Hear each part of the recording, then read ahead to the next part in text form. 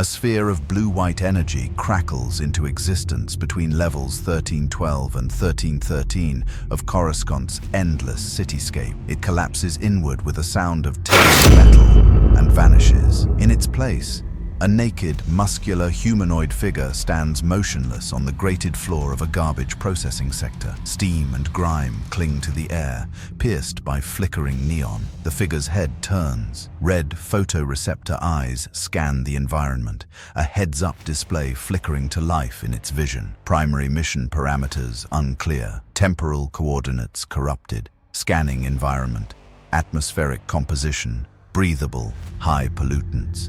Gravity, standard.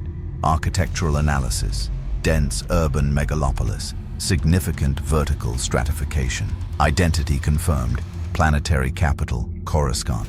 Political entity, Galactic Republic. Temporal context retrieved from chronometric resonance, Clone Wars era. 3 figures round a corner, thin, alien Pyke Syndicate enforcers, their blaster pistols held loosely. Surface dweller looks lost, the lead Pyke hisses. And rich. Check him. They approach.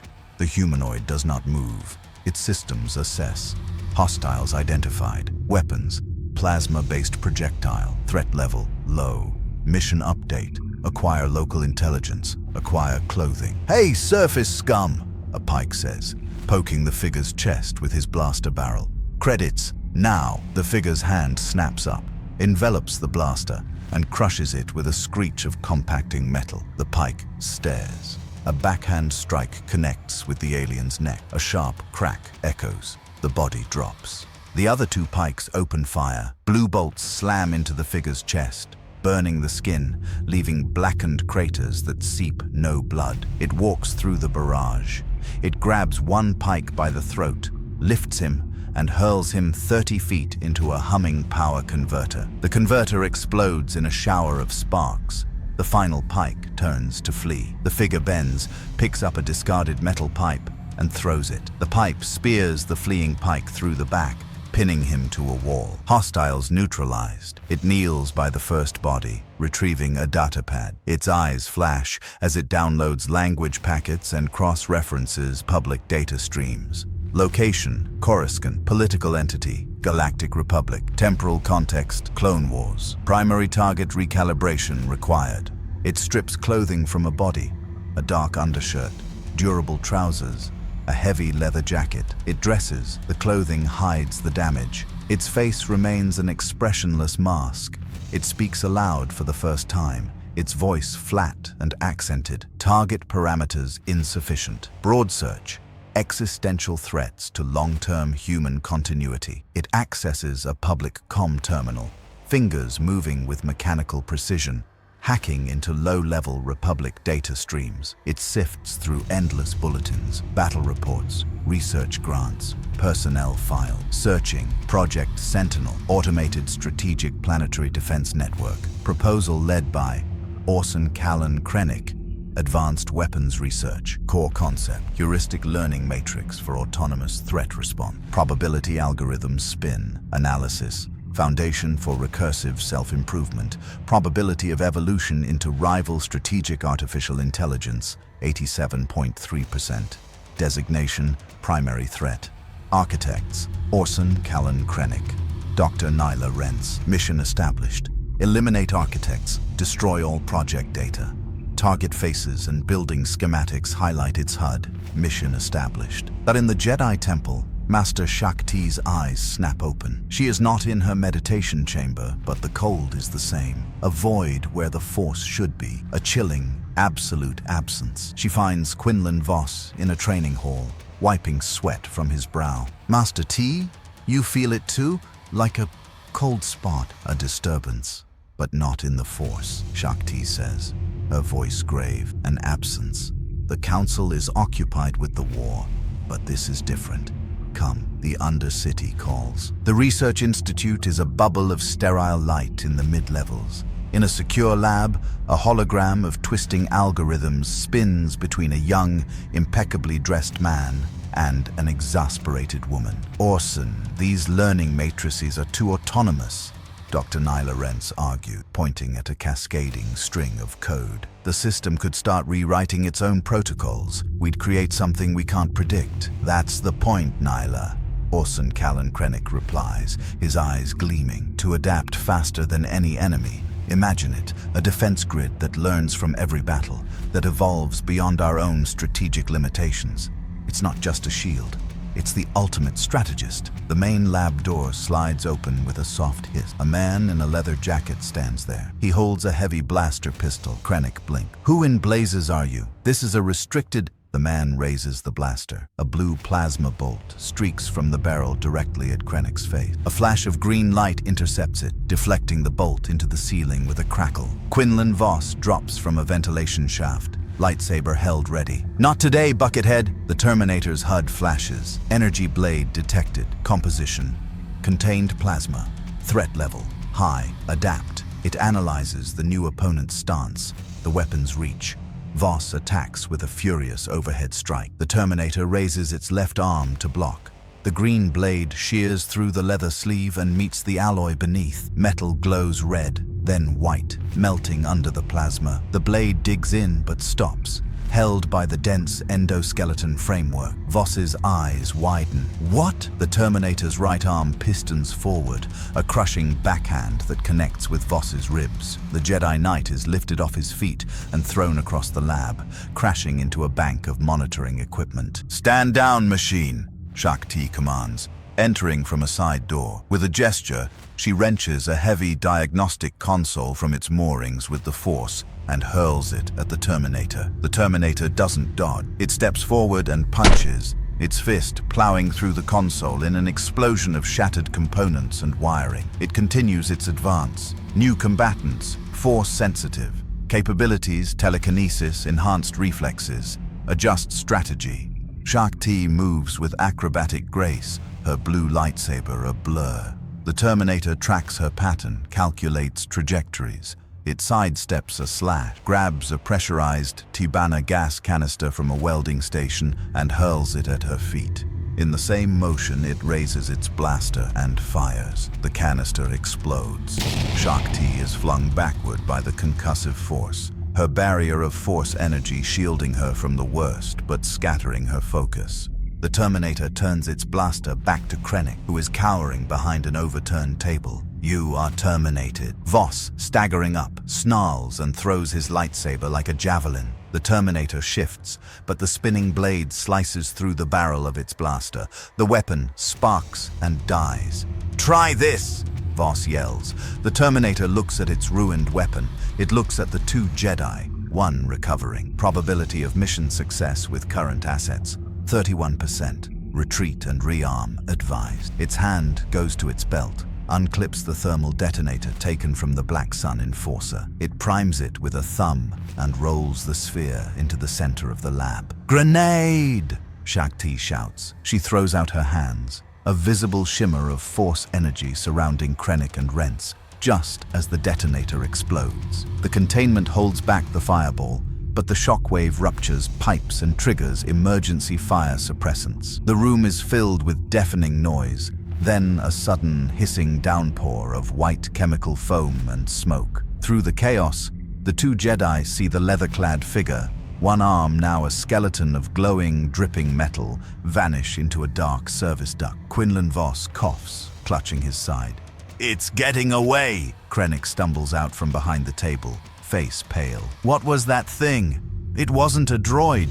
It was alive, but not. Shaak Ti stares at the spot where the machine disappeared, then at the small puddle of molten metal cooling on the floor. Something worse. Something that feels nothing, fears nothing, and will not stop. The air grows thicker, hotter, the light dimmer. The Terminator walks into a cavernous space, the Scrapper's Guild.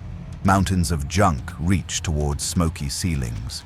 Molten metal pits glow. The shriek of machinery is constant. Its damaged arm hangs, servos whirring irregularly. The synthetic skin is gone from the forearm, revealing the scorched endoskeleton beneath. Its left photoreceptor flickers. An old Ugnaught, Gruk, looks up from welding a battle droid's leg. He sees the Terminator, notes the damage, and doesn't reach for a weapon. His eyes narrow with professional curiosity. "You look like Bantha Poodoo. What happened? Require repair, require upgrade, payment, advanced servo motor schematics." A small hologram projects from the Terminator's functioning eye. Complex, multi-axial joint designs, energy-to-motion efficiency curves far beyond current galactic standards. Gruk's jaw goes slack. He leans closer. That's not Republic tech. Not separatist either. "Where you from, Metal Man?" "Future. Repair me." Fascination wins. Gruk waves it over to a workbench. He cuts away the remaining tatters of synthetic flesh around the damaged arm, whistling at the exposed machinery. Beautiful work. Dense, self-healing polymer sheath over reinforced alloy. "Who built you?" "Cyberdyne Systems. Model T-800. Working with startling speed, Gruk fits and welds a plate of scavenged durasteel over the arm, reforging it into a formidable shield. He pops out the Terminator's damaged eye lens and replaces it with a glowing red photoreceptor from a wrecked BX series commando droid. Better than new. The durasteel will take a lightsaber hit, maybe two.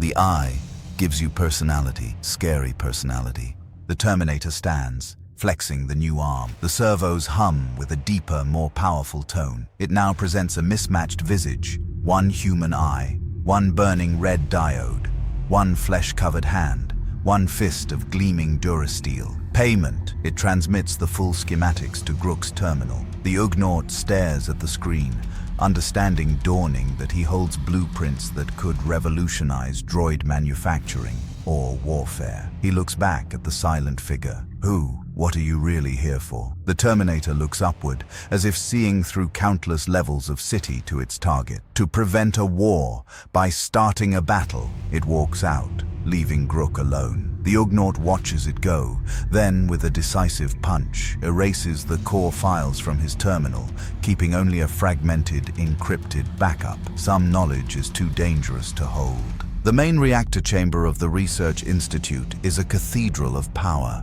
A massive fusion generator hums at its heart, casting a blue glow on gantries and control consoles. The Terminator stands at the primary override station, its durasteel fingers flying across the keypad. Direct termination of targets. High risk of failure. Alternative, destroy facility. Overload reactor. Ensure total data destruction. It reroutes power, bypassing one safety protocol after another. A warning siren begins a low whoop. On its HUD, a timer appears. Meltdown sequence initiated. 60 seconds to critical failure. The main blast doors hiss open. Shaak Ti and Quinlan Vos enter, lightsabers ignited. Behind them, a squad of clone troopers in the white and red of Coruscant Guard fan out, led by Commander Fox. "Stop right there, droid!" Fox barks, his blaster rifle raised. "By order of the Supreme Chancellor!" From the shadows of a high gantry, a new figure drops, landing in a crouch. A red lightsaber snaps to life, casting a hellish glow on black armor. An Inquisitor. "The droid," the Inquisitor rasps, "belongs to the Empire." The Terminator does not turn. It continues its work. 45 seconds. "Open fire!" Fox orders. Blaster bolts fill the air. The Terminator turns, raising its durasteel arm. Bolts ricochet with sharp pings, scarring the metal but not penetrating. It picks up a heavy hydrospanner and throws. The tool impales a clone trooper through his chest plate, lifting him off his feet. "It's overloading the reactor!" Shaak Ti yells. "Stop it!" She and Vos leap forward. The Inquisitor leaps down, his red blade aiming to decapitate. The Terminator meets Vos first. The Jedi's green saber comes down in a furious arc. The Terminator blocks with its durasteel arm. The impact sends a shower of sparks cascading. A deep gouge is carved into the durasteel, but the arm holds. The Terminator's other hand shoots out, grabbing Vos's lightsaber wrist. It squeezes. Bones creak, then crack. Vos cries out, his fingers spasming open. The lightsaber deactivates and clatters to the floor. The Inquisitor's strike is deflected by Shakti's intercepting blue blade. "You serve the Sith," she accuses. "I serve power," he snarls, pressing the attack. The Terminator moves through the clones. It is a study in brutal efficiency. A twist of a neck, a trooper hurled into a control panel, erupting in sparks. Commander Fox lands a shot on its thigh, punching through the synthetic tissue. The Terminator's leg buckles, but it simply shifts its weight and continues. A machine with no pain response. 20 seconds. It reaches the final console. Its finger hovers over the glowing button that will irrevocably commit the reactor to meltdown. "Wait!" Quinlan Voss's voice is raw with pain. He holds his broken wrist, his face pale but determined. "You said you were preventing a war. Look at this. Look!" He throws out his good hand, not to attack, but to project. Using the Force, he surrounds the Terminator with flickering holograms snatched from the Republic archives. Scenes of battle, Geonosis, Christophsis, Ryloth, cities burning, fleets tearing each other apart, refugees fleeing, the scale of the Clone Wars in all its horrific, galaxy-spanning totality. "Is this your mission?" Voss screams over the sirens. "To become a bigger killer than the war you're trying to stop? You'll kill thousands here, maybe millions if the chain reaction spreads. Calculate that." The Terminator freezes. Its red eye fixes on the swirling images of destruction. Its internal processes, designed for logical outcomes, hit a paradox. Primary directive: prevent future human Skynet war. Current action: will cause mass casualties, trigger regional instability, high probability of escalating conflict. Directive contradiction: calculate optimal outcome.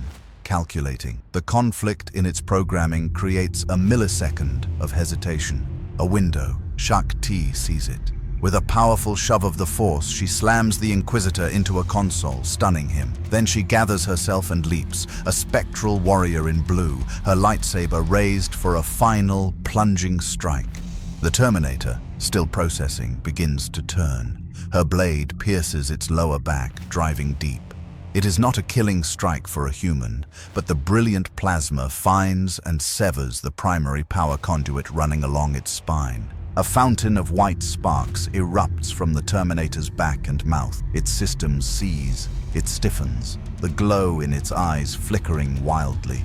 Reactor, override, sequence, aborted. Slowly, agonizingly, it turns its head to look at Quinlan Voss. The harsh red light of its new eye dims, becoming a dull ember. "You," its voice glitches, static-laden and slow, "saved lives." The words are a statement of fact, not gratitude. The future is not set. A new glow begins deep within its chest cavity. A building, fierce orange light. Its internal power core destabilized. Goodbye. The explosion is contained, but violent. It shreds the control console and the Terminator's body in a storm of molten metal and composite shards.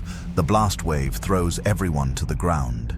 When the smoke clears, the reactor's warning sirens are winding down. Backup safeties have engaged. The meltdown timer is frozen, then vanishes. The chamber is silent, except for the steady, restored hum of the generator. Commander Fox pushes himself up, looking at the smoldering, scattered wreckage. "What was that?" Shakti rises, her gaze on the largest remaining piece, a section of the Durasteel arm, now twisted and blackened. "A warning," she says softly, "from a future we must now choose to avoid." In a pristine private laboratory deep within the Senate district, an aide in unmarked robes places a small, magnetically sealed container on a black table. Emperor Palpatine, his hands clasped behind his back, observes. "The salvage teams recovered this from the reactor core, my lord. It appears to be a primary processing unit, heavily damaged but potentially analyzable." Palpatine picks up the container. He holds the chip between his thumb and forefinger, feeling its cool, inorganic solidity. He reaches out with the Force, probing. He senses nothing. No fear, no anger, no ambition, no light, no dark. Only a silent, perfect, and absolute void. A slow, thin smile spreads across his face. No light, no dark, only function. He whispers to the empty room. How exquisitely pure. He walks to a secure vault set into the wall. With a wave of his hand, it opens. Inside rests a collection of artifacts. A Sith holocron pulsing with malice, a dagger etched with forgotten runes, a shard of kyber crystal bleeding darkness. He places the melted CPU chip gently beside them. This will be the heart of something new, he muses, closing the vault. The door seals with a final, heavy thud, something obedient, unwavering, something perfect. On the scarred surface of the chip, visible only under magnification, a line of microscopic text is etched. Cyberdyne Systems T800 CPU, property of Skynet. The CPU chip sleeps in a vault of dark wonders, a seed of perfect cold logic now in the hands of a Sith Lord. The future is not set, but it is being programmed. If you want to see what Palpatine builds with Skynet's technology, or what happens when a T-1000 arrives to retrieve its lost brother, you need to be subscribed. Hit the bell. The war for the soul of the galaxy just entered a new digital front.